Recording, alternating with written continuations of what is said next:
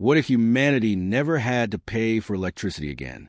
What if every home, every city, and every machine on Earth could draw power endlessly from a single source that never fades, never burns out, and never pollutes?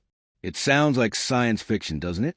But one man, Maxwell Chikumbutso, a Zimbabwean inventor whose name now echoes in the corridors of global innovation, claims to have built exactly that. A reactor designed to power humanity for 10,000 years, without fuel, without emissions, and without a single cable tied to the grid. Maxwell is no stranger to impossible ideas. For years, his inventions, self-charging electric cars, wireless power transmitters, and free energy generators, have challenged the very foundations of modern science. Many dismissed him as a dreamer. Others called him a genius ahead of his time. But through every doubt, he pressed forward, guided by one vision: energy that serves, not controls, humanity. And now, that vision may have reached its most breathtaking form: the self-sustaining quantum reactor, a system that could redefine how we think about power itself. At the heart of Maxwell's new design is a principle so elegant, it almost feels poetic. Instead of consuming fuel, the reactor harnesses resonant electromagnetic fields, natural frequencies found in atomic structures, to produce continuous energy. It's not fission. It's not fusion. It's something entirely new, a quantum-level resonance engine, where energy is drawn not from destruction, but from balance. Maxwell claims the system can remain operational for up to 10,000 years, requiring no refueling, no maintenance, and no environmental footprint. If proven, it could mark the end of the fossil age and the dawn of limitless, self-renewing power. The implications are staggering. Imagine rural villages powered without wires, hospitals, schools, and homes illuminated in the most remote corners of the world. A future where nations are no longer divided by access to energy, but united through it. And yet, behind this revolutionary promise lies a deeper question. Why now? And why Maxwell? Born in Zimbabwe, Maxwell's journey has been anything but ordinary. Without formal engineering training, he built his first radio transmitter as a teenager, later developing prototypes that stunned local scientists. His ideas often faced resistance, yet his persistence and faith became his fuel. Today, his new reactor project has drawn international attention. Reports suggest teams from Asia, Europe, and the U.S. have quietly reached out, seeking to test or replicate his results. But Maxwell remains calm, almost serene. He believes this technology should not be owned. It should be shared, a gift for humanity's next chapter. If Maxwell's reactor works as described, we could be standing at the threshold of a 10,000-year energy era, one that could restore balance between technology and nature, progress and peace. Yet, history has shown us that every great innovation faces resistance before acceptance. The question is not whether Maxwell's idea is too bold, but whether humanity is ready to embrace it, a world without energy limits, a planet lit by human imagination, and one man who dared to believe that the impossible was simply the future, waiting to be built. This is Maxwell's energy revolution, and it might just power humanity for the next 10,000 years. As the news of Maxwell's extraordinary breakthrough spread quietly across scientific circles, whispers began to ripple through institutions that once dismissed his theories. Laboratories, research agencies, and independent engineers began seeking to understand the underlying principles of his design. The idea of a machine capable of generating power perpetually without degradation seemed to challenge not only the limits of physics, but also the philosophies that have guided human progress for centuries. Yet, what made Maxwell's reactor so captivating was not only its potential, but also its simplicity, a harmony between magnetic resonance, frequency alignment, and energy equilibrium that seemed to bridge the gap between nature's mystery and human ingenuity. In several leaked reports, observers described the reactor as a compact system, operating in absolute silence. Within its core, layers of superconductive materials interact with oscillating magnetic fields, creating a continuous flow of energy without visible combustion or heat loss. The design appears to merge the logic of electromagnetic induction with an entirely new understanding of quantum resonance. According to Maxwell's own explanations, the reactor doesn't force energy from matter. It coaxes it, inviting the surrounding electromagnetic field to sustain its own vibration indefinitely. This concept, once considered impossible, now stands at the edge of redefining how we measure and harvest energy from the fabric of the universe itself. As prototypes reportedly begin testing in undisclosed facilities, the excitement surrounding Maxwell's technology grows deeper, particularly across developing nations where access to reliable power remains a daily struggle. For them, this innovation is not just scientific. It is profoundly human. It represents the possibility of light in every home, refrigeration for every hospital, and education unbound by nightfall.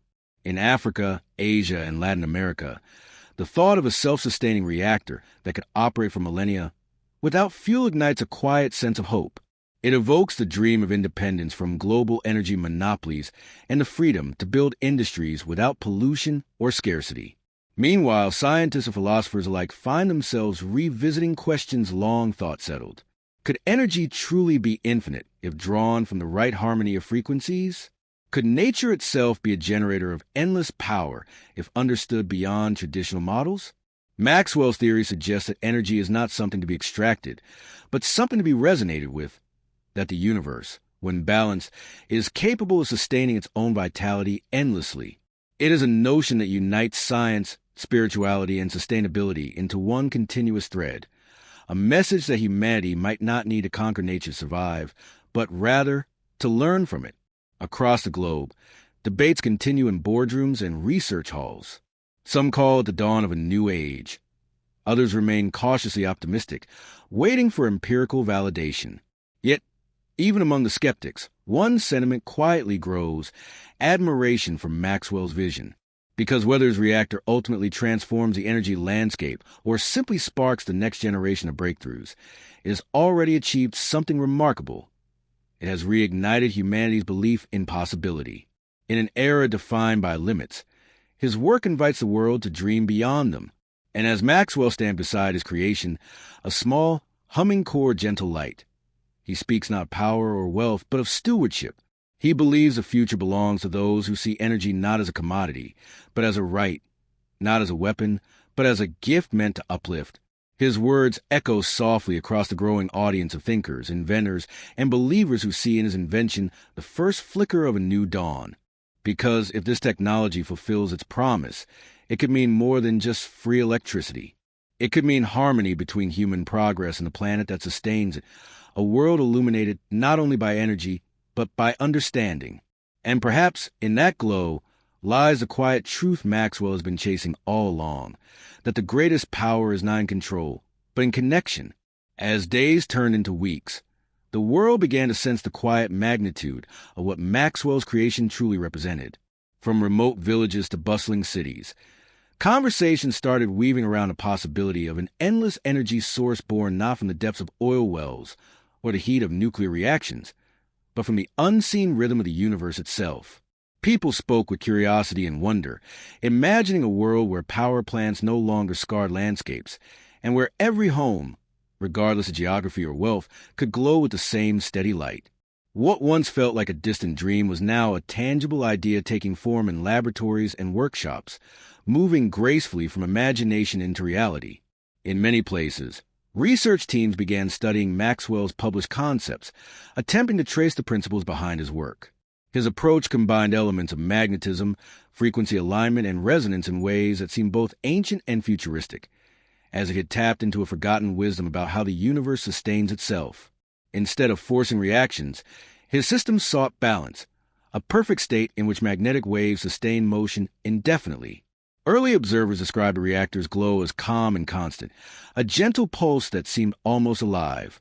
They noted that it produced no sound, no exhaust, and no visible strain, as though it found peace within the laws of nature. The attention this generated began drawing interest from across continents. Scientists from Asia, Europe, and Africa reached out to learn more, not out of competition, but collaboration. For the first time in decades, nations saw an invention that did not divide. It invited unity. Universities started offering open forums, and groups of young engineers found themselves inspired by Maxwell's courage to dream beyond the accepted boundaries of science. For them, this was not only a discovery, it was a statement that imagination still mattered, that humanity could choose innovation guided by compassion rather than consumption. In Zimbabwe, where Maxwell's story began, a quiet pride filled the air. People watched as their own land, often overlooked in global discussions of technology, became the birthplace of something extraordinary. His message was simple yet profound. Greatness does not belong to geography, but to vision. He spoke to students, encouraging them to learn, to experiment, and to trust their curiosity. He reminded them that the world changes not when people fear failure, but when they dare to reimagine what is possible. Slowly, the idea of energy as a shared heritage began to spread, like a gentle breeze across borders, warming hearts and opening minds. Governments started exploring what such a technology could mean for their people. If every home could have its own self-sustaining reactor, cities could become independent from vast energy networks. Pollution could decline. The natural world could heal.